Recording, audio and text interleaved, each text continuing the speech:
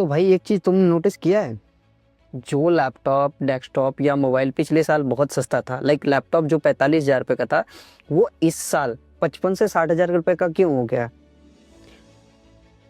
तो भाई हमारे आईटी के रिलेटेड बहुत सारी चीज़ें चेंजेस हुई हैं, मोबाइल हो मोबाइल या लैपटॉप डेस्कटॉप इन सब का। तो मैं आज तुम्हें डिटेल्स में बता रहा हूँ कि ये क्यों हुआ है।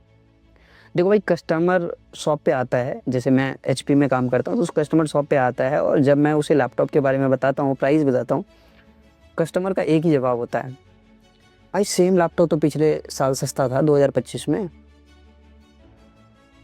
बट इस बार महंगा क्यों हो गया है? अब देखो भाई, झूठ तो वो भी नहीं बोल रहा है, तो ऐसा क्यों हुआ?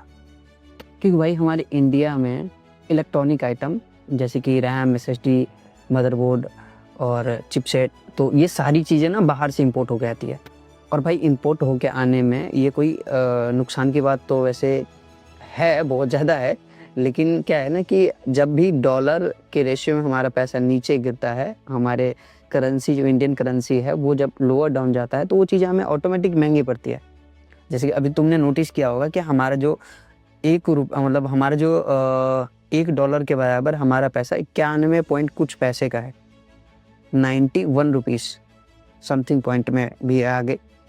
तो इतने ज़्यादा महंगे है, तो इम्पैक्ट तो हमें ही पड़ेगा। और भाई एक और भी कारण है कि सैमसंग, मैक्रोन जैसी कंपनीज जो है रैम एसएसडी बनाना बहुत कम कर दिया है, क्योंकि पिछले साल उसको बहुत ज़्यादा लॉस हुआ था, और मार्केट की डिमांड तो सेम ही है, तो इसके कारण भी इम्पैक्ट पड़ रहा है। क्योंकि जो भी मैन्युफैक्चरिंग कंपनीज हैं थोड़ी बहुत हमारे इंडियाज़ में, तो उसका जो है मैन्युफैक्चरिंग बहुत कम रेशियो है इस टाइम में, क्योंकि पिछले साल उसको बहुत गहरा लॉस हुआ था इस सब चक्करों में।